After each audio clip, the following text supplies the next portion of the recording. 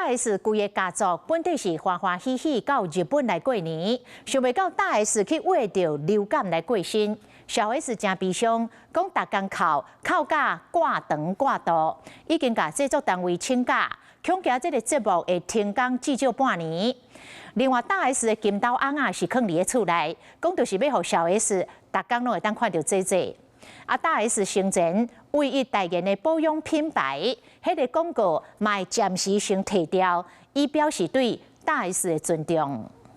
代言人大 S， 女生要维持美丽，就是不要放过自己。伫镜头前自信翕相，大 S 佮大方分享维持的撇步，在生前维持代言的保养品牌，伫咧伊破病过身了后，来铺文思念伊。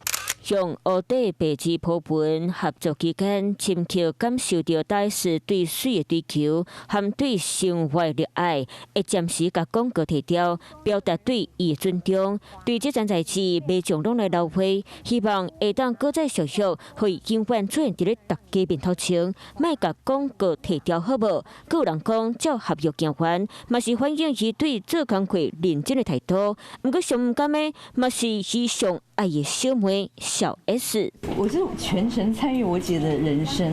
我看我妹妹结婚之后，反而变成我好像一个妈妈的心情，看着自己女儿嫁掉，只要她好就好。两人自细汉到大汉，为生活日常到人生大事，扩大甲消化。如今大 S 离开世间，悲天小 S 已经甲制作单位请假，暂停录节目。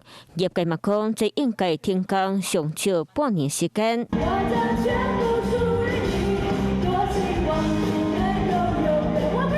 歌词内底无分离，凡事嘛是伫咧写伊的心内去。小 S 声明讲，袂办告别式，因为大 S 无爱请假，若是思念伊，就放伫咧心肝内。就听讲，小 S 逐工拢伫咧流目屎，口角挂心肠，传出骨豆腐会放伫咧厝里，因为厝里的人无希望大 S 家己孤单一人伫咧灵骨塔，安尼就会当逐工看到这。原本规家伙仔欢喜出去佚佗，如今所发生悲伤的代志，厝里人和各界拢真唔甘。Hello， 我是蒋欣梅，想要抢先掌握最及时的新闻资讯吗？赶快订阅、按赞、开启小铃铛，锁定华视新闻 YouTube 频道。